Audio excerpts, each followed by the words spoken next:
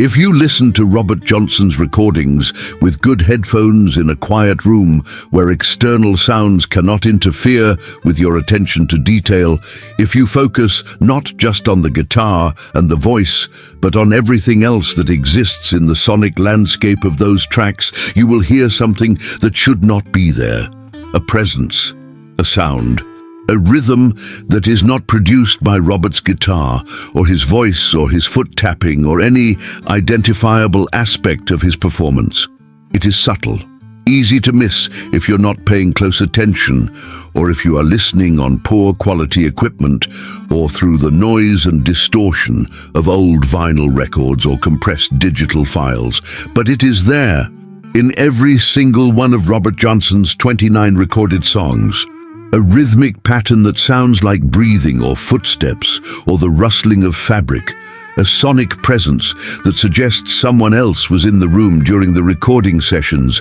even though all documentation and all witness testimony confirms that Robert Johnson recorded alone, that the studio setup required him to be the only person in the recording space, that no one else could have been present. To create the sounds that are nevertheless clearly audible in the recordings when you know to listen for them. The recordings were made during 2 sessions separated by 7 months and approximately 300 miles. The first session took place in San Antonio, Texas, in November of 1936, in a hotel room on the 3rd floor of the Gunter Hotel that had been temporarily converted into a makeshift recording studio. The second session took place in Dallas, Texas, in June of 1937, in a warehouse building that provided more space than the hotel room, but that presented different acoustic challenges and characteristics. The sessions were supervised by Don Law, a British-born producer working for the American Record Corporation, who traveled throughout the South and Southwest setting up temporary recording operations to capture regional music that could be marketed to specific audiences. Law was experienced and professional, had overseen hundreds of recording sessions with various artists in various genres, understood both the technical requirements of the recording process and the artistic requirements of creating commercially viable products. He worked with a single microphone setup connected to a disc-cutting lathe that inscribed sound waves directly onto master discs made of acetate or aluminum, a recording technology that was state-of-the-art for its time, but primitive by modern standards, a technology that captured whatever sounds existed in the room without the ability to edit or overdub or manipulate the recording after the fact. The recording process required Robert Johnson to sit facing a corner of the room with the microphone positioned behind him, a setup that Don Law had found worked best for Robert's particular combination of shyness and intensity. Robert seemed uncomfortable and inhibited when facing the recording equipment directly, seemed to play better when he could partially hide himself, when he could pretend he was alone or playing in a more intimate setting rather than performing for a mechanical device that would preserve and reproduce his music for unknown audiences in unknown places at unknown future times. The corner position also had acoustic advantages, focusing the sound and reducing the amount of room ambience that the microphone would capture, creating a more direct sonic path from Robert's guitar and voice to the recording apparatus. During the recording sessions, Don Law would position Robert in the corner, check the microphone placement and levels, start the disc-cutting mechanism, and then leave the room entirely, exiting into a hallway or adjacent space where he could monitor the recording through a small window or doorway without being in the same space as Robert. This physical separation was necessary because the microphone was extremely sensitive and would pick up any sound in the room, including breathing, movement, clothing rustling, footsteps, any noise that another person might produce, even if they were trying to remain perfectly still and silent. The protocol was clear and consistently followed. When Robert was ready to record a song, Don Law would prepare the equipment, position Robert correctly, give him a signal to begin, and then immediately leave the recording space, closing the door behind him to create acoustic isolation. Robert would play the song through from beginning to end with no interruptions, no stops, no ability to correct mistakes or redo sections. What he played into the microphone was what got permanently inscribed onto the disc. If the performance was unsatisfactory for any reason, the disc would be discarded and a new attempt would be made using a fresh disc. But the goal was always to capture complete performances in single takes with minimal waste of expensive recording media. Don Law would listen to the playback after each recording to evaluate quality and decide whether the take was good enough to keep or whether another attempt was needed. Between takes, Law would briefly enter the recording space to communicate with Robert, to provide feedback or encouragement or technical direction, but during the actual recording of each song, Robert was alone in the room. Completely alone. This fact is documented in Don Law's notes and recollections, in the technical requirements of the recording setup, in the testimonies of the few other people who were present in the building during the sessions, but who were never in the recording room itself while Robert was performing. Yet the recordings contain sounds that suggest the presence of another person, not on every track, but on most of them. Not constant throughout each song, but appearing at various points, sometimes at the beginning, sometimes in the middle, sometimes near the end. Not loud or obvious, but subtle enough that casual listeners would not notice them consciously, would hear them as part of the general acoustic texture of old recordings without recognizing them as anomalous or unexplainable. The sounds were there from the beginning, captured on the original master discs during the initial recording sessions in 1936 and 1937, but they were buried beneath the surface noise and technical limitations of the medium, hidden in the hiss and crackle that characterized all recordings of that era. It was not until decades later, when audio engineers began working to restore and remaster Robert Johnson's recordings, when they used modern technology to reduce noise and enhance clarity, when they applied digital processing tools that could isolate and analyze specific frequency ranges and sonic events, that the sounds became clearly audible and clearly anomalous, clearly suggesting the presence of something or someone in the recording room with Robert Johnson, even though all evidence indicated he had been alone. The sound is difficult to describe, precisely because it does not match any simple category or easy identification.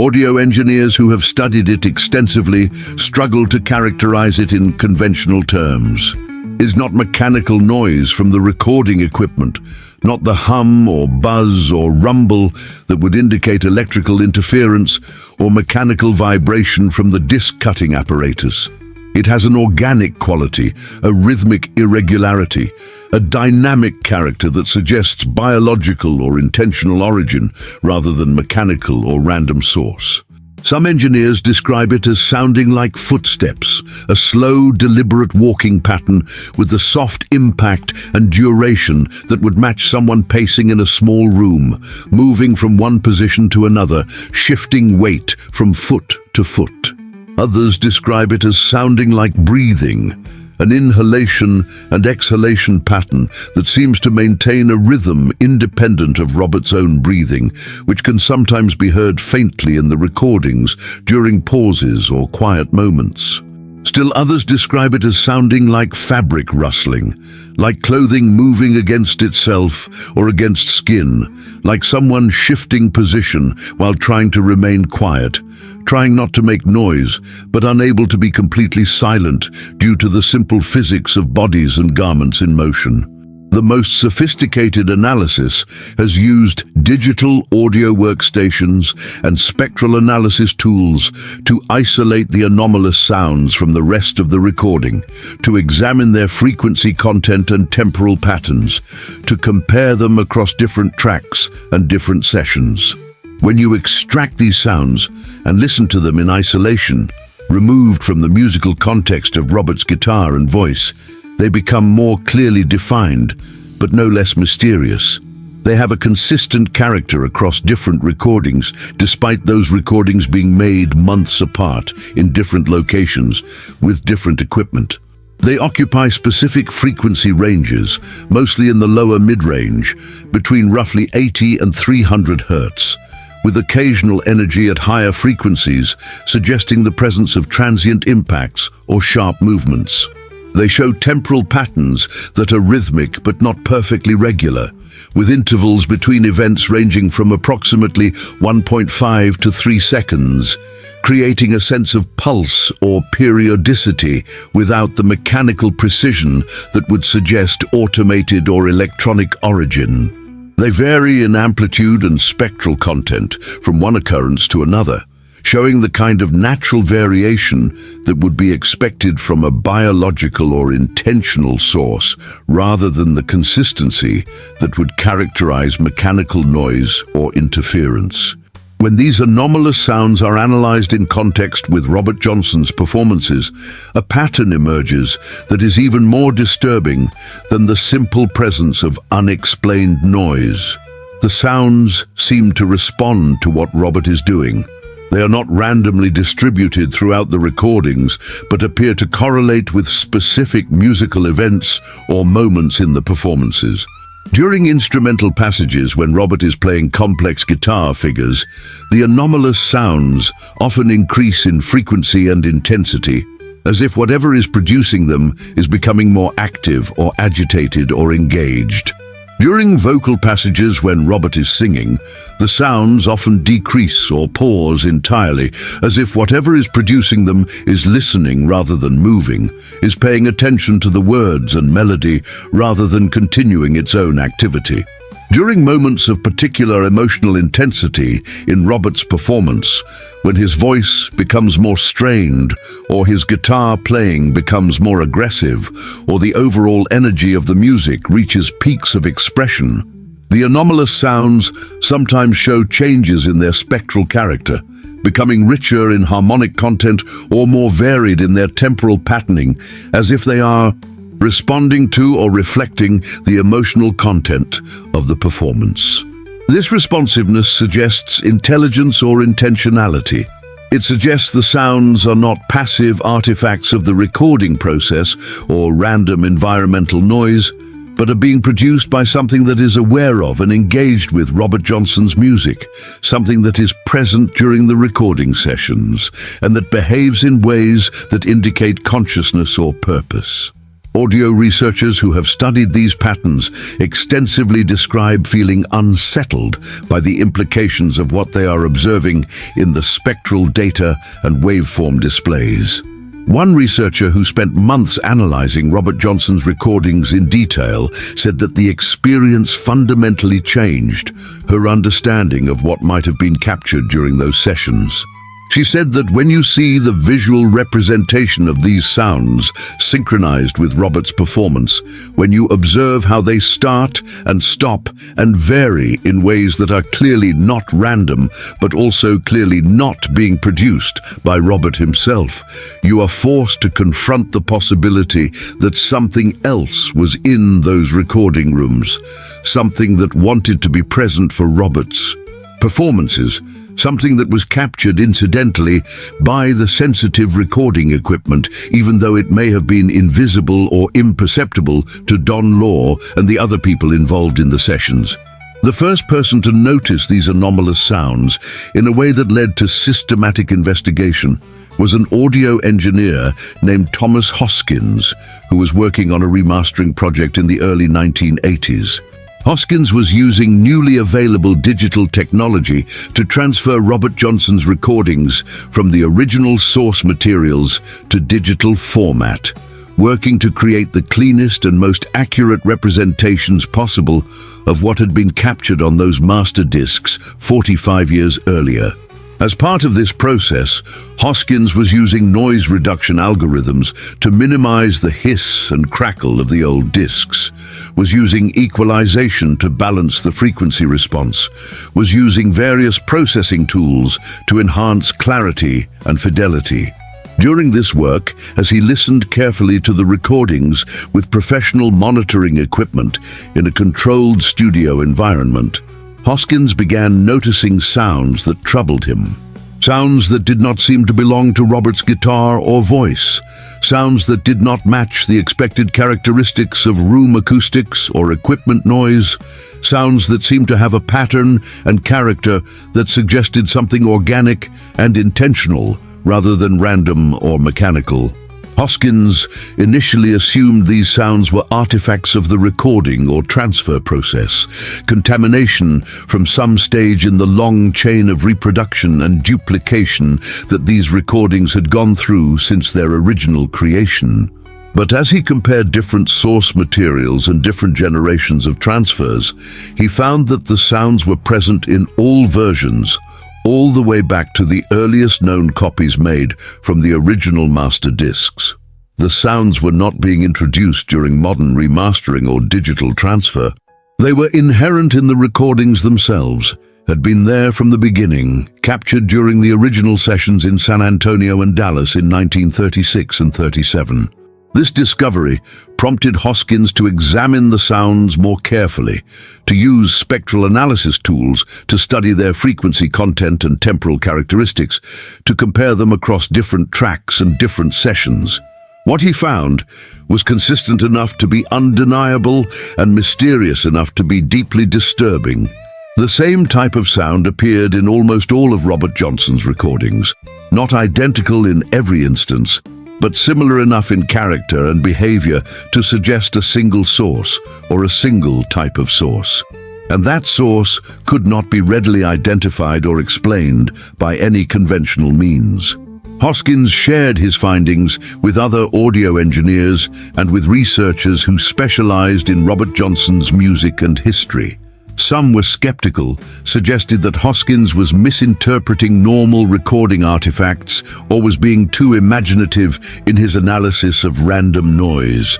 But others who took the time to examine the recordings carefully came to similar conclusions. There was something in these recordings that should not be there, something that had been captured along with Robert Johnson's music, something that no one had noticed clearly during the original recording sessions or during the subsequent decades when the recordings were being played and studied and analyzed by countless listeners and scholars. The sounds had always been there, present in every playback of every copy of every record, but they had been subtle enough and buried enough beneath surface noise that conscious attention had not registered them as distinct or anomalous until modern technology made it possible to isolate and examine them with precision. Don Law, the producer who had supervised both recording sessions, was still alive in the 1980s when these findings began to circulate among audio engineers and blues researchers. Law was interviewed about the recording process and asked specifically about whether he had noticed anything unusual during the sessions, whether there had been any sounds or occurrences that seemed strange or unexplainable. Law was in his 70s by this time, more than 40 years removed from the Robert Johnson sessions, but his memory of those recordings remained vivid and detailed. He described the setup in the hotel room and the warehouse, described the process of positioning Robert and the microphone, described leaving the room during the actual recording to ensure that no extraneous sounds would be captured. And he confirmed what the technical documentation already indicated, that Robert had been alone in the recording space during every take of every song, that no other person could have been present without being visible to Law or without being obviously audible in the recordings. But Law also said something in those interviews that added a new dimension to the mystery. He said that during both the San Antonio and Dallas sessions, he had experienced a sense of presence in the recording spaces that he had never been able to explain or fully understand. Not when Robert was actually recording, because Law was outside the room during those times and could not directly observe what was happening inside, but during the setup periods and the breaks between takes, when Law was in the room with Robert, adjusting equipment or providing direction, or just making sure everything was ready for the next recording. Law said there were moments during those sessions when he felt like he and Robert were not alone, when the room seemed to contain something or someone beyond just the two of them, when the air had a quality, or the acoustics had a characteristic that suggested the presence of a third party, even though no one was visible and no sounds indicated anyone else being there. Law described this sensation as subtle and easy to dismiss as imagination or projection, as the kind of feeling you might attribute to nervousness or the strange atmosphere of being in an improvised recording studio in an unfamiliar building in an unfamiliar city. But the feeling had been consistent across both sessions, despite them being in different locations and separated by months, and Law had remembered it decades later as something that had struck him as unusual at the time, even if he had not known what to make of it. Law also mentioned that Robert Johnson himself had seemed aware of something during the sessions, had occasionally glanced behind himself or to the sides, as if checking to see if someone had entered the room, had sometimes paused between songs and appeared to be listening to something that Law could not hear. Law had attributed this behavior to Robert's nervousness about the recording process, to his discomfort with being in an unfamiliar technical environment, to the natural anxiety that many musicians feel when recording for the first time. But looking back with the knowledge that the recordings contained anomalous sounds that suggested another presence, Law said he wondered whether Robert had been aware of something that Law himself had only partially perceived, whether Robert had known or sensed that he was not truly alone during those sessions, even though no person was visible in the room with him. The people who had been in the buildings during the recording sessions but not in the actual recording rooms were also interviewed in the years following the discovery of the anomalous sounds. A hotel employee who had been working at the Gunter Hotel in November 1936 remembered the recording session taking place on the third floor, remembered being told to keep the hallways quiet while the recording was in progress, remembered that there had been something strange about the atmosphere on that floor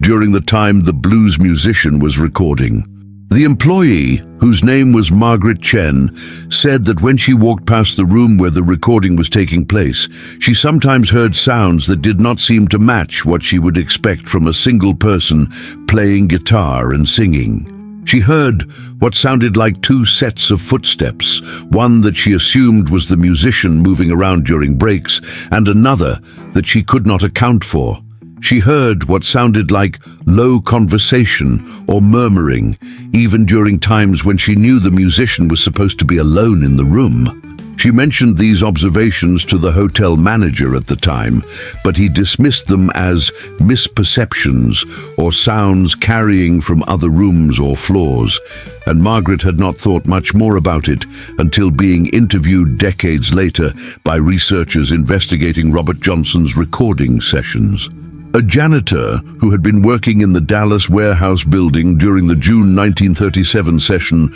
reported similar experiences. The janitor, whose name was Samuel Brooks, said he had been instructed to stay away from the area where the recording was taking place, to avoid making any noise that might interfere with the sensitive microphone equipment. But during his breaks, Brooks had positioned himself in a hallway where he could faintly hear what was being recorded, curious about the music being made by the black musician who had come to use the warehouse space. Brooks said he distinctly remembered hearing what sounded like two guitars playing at certain points during the recording session, even though he had been told and had observed that only one musician was present. He also remembered hearing sounds between the songs, during the pauses when he assumed the musician was resting or preparing for the next take. Sounds that seemed like movement or activity, even though the musician should have been sitting still. Brooks mentioned these observations to Don Law after the session was completed,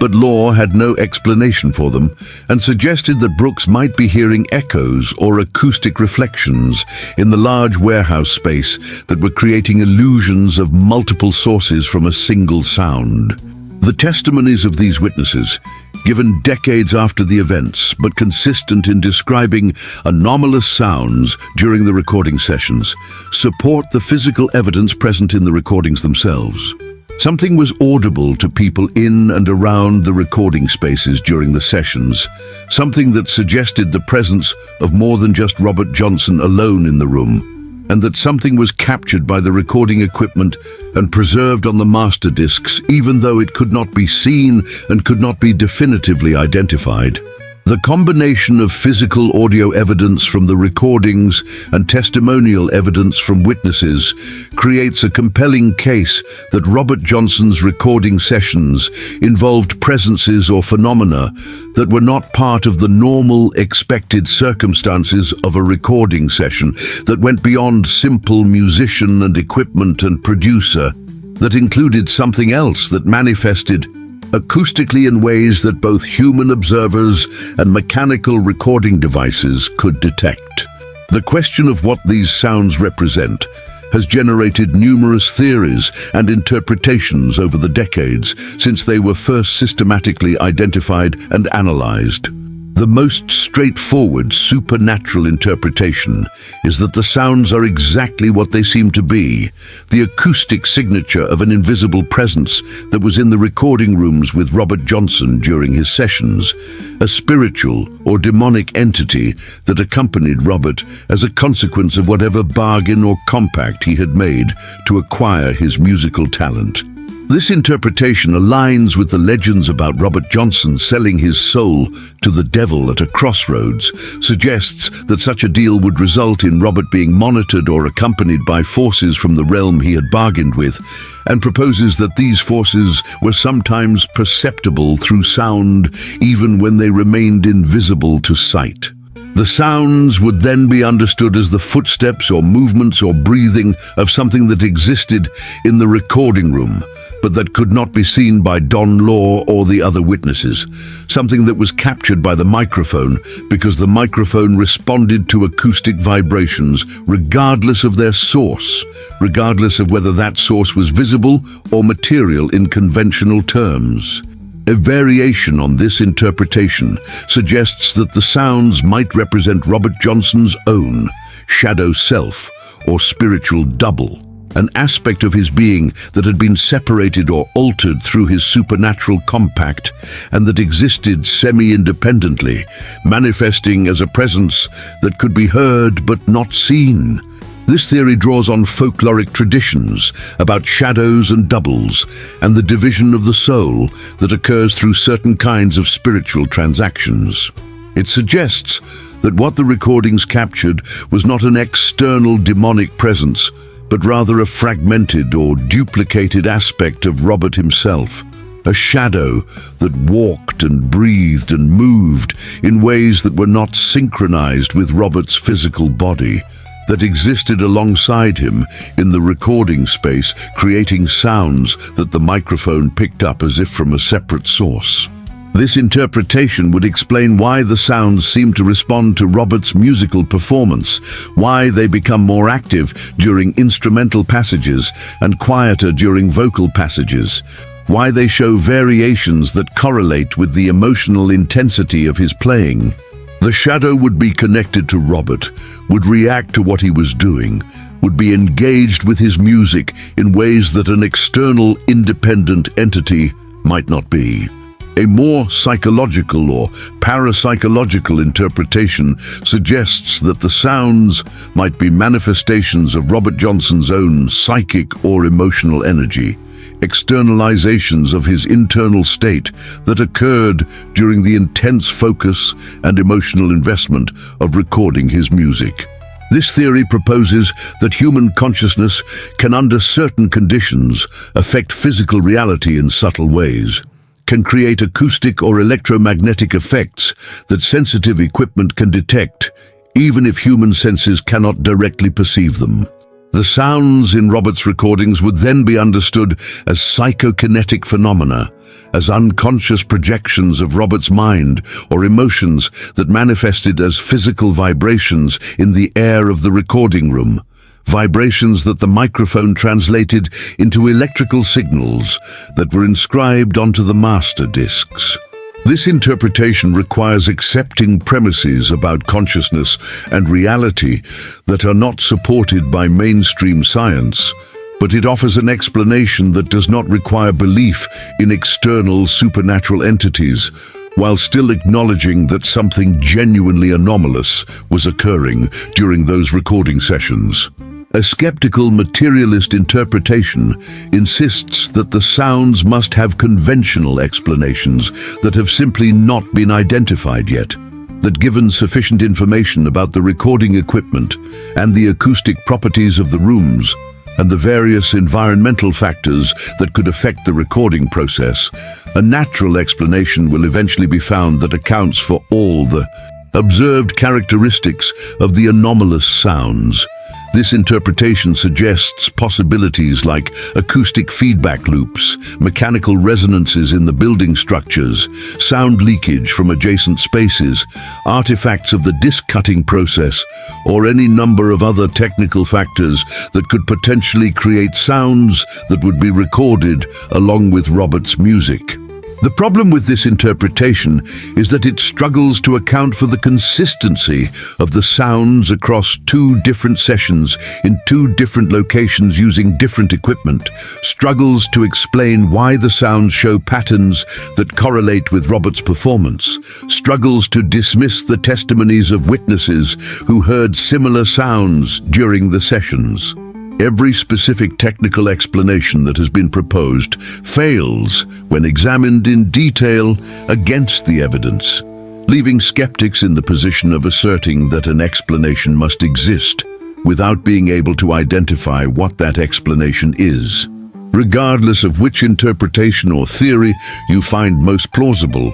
the documented facts remain clear and verifiable. Robert Johnson's recordings contain sounds that were not produced by his guitar or his voice, sounds that suggest the presence of another person or entity in the recording room even though all documentation confirms he was alone, sounds that appear consistently across recordings made in different locations at different times, sounds that show patterns of behavior that correlate with Robert's musical performance in ways that suggest awareness and responsiveness rather than randomness. These sounds are present in the original master discs, can be isolated and analyzed using modern audio technology, have been confirmed by multiple independent engineers and researchers examining the same source materials. The sounds exist, they are real. They were captured during Robert Johnson's recording sessions in 1936 and 37, and they have never been satisfactorily explained by any conventional means. The discovery and analysis of these sounds has added a new dimension to the legend and mystery of Robert Johnson, has provided what some people consider to be physical evidence of the supernatural elements of his story, has given researchers and fans something concrete to examine and debate beyond the second-hand stories and folklore that have surrounded him since his death. For those who believe in the supernatural aspects of Robert Johnson's legend, the sounds in the recordings are proof that the stories about deals with the devil and spiritual compacts were based on observable reality rather than just myth and superstition. For those who approach the mystery from a more skeptical perspective, the sounds are a fascinating anomaly that challenges assumptions about what was possible in recording sessions from that era, that raises questions about the limits of our understanding of acoustic phenomena and the capabilities of recording technology to capture things that human observers might miss. And for those who simply love Robert Johnson's music, the sounds add an eerie layer of mystery to recordings that were already powerful and emotionally affecting. Remind listeners that these songs were created under circumstances that may have been more extraordinary and more touched by forces beyond the ordinary than anyone fully understood at the time. Every time someone listens to Robert Johnson's recordings, every time those songs play through speakers or headphones, the anomalous sounds are there, present in the mix, woven through the fabric of the recordings, subtle but persistent, suggesting the presence of something that accompanied Robert Johnson through those sessions in San Antonio and Dallas. Most listeners will never consciously notice them, will hear only the guitar and the voice and the surface noise of old recordings, will remain unaware of the layer of mystery that exists beneath the obvious musical content. But for those who know to listen carefully, for those who have the equipment and the patience to isolate and examine the full sonic spectrum of these recordings, the sounds are unmistakable. Footsteps or breathing or rustling, rhythmic patterns that suggest movement and presence, acoustic signatures of something or someone that was there in the room with Robert Johnson even though he was supposed to be alone, even though all the rules and protocols of the recording process required him to be alone, even though every witness and every piece of documentation confirms that he was the only person in the recording space when the microphone was active, and the disc-cutting lathe was inscribing his performances onto master discs that would preserve his genius and his mystery for generations to come. The shadow in the recordings, the presence that appears in every track, the sounds that should not be there but are, captured accidentally or inevitably by sensitive equipment that did not discriminate between what should exist and what should not, that recorded everything, that created acoustic vibrations regardless of source or nature or explanation. These sounds are Robert Johnson's secret companions in the studio, the invisible witnesses to his performances, the evidence that his recordings captured more than just music, that they preserved some trace of whatever extraordinary circumstances or forces accompanied him through those brief days in Texas, when he committed his genius to wax and created a legacy that continues to fascinate and disturb and inspire more than 80 years after his death.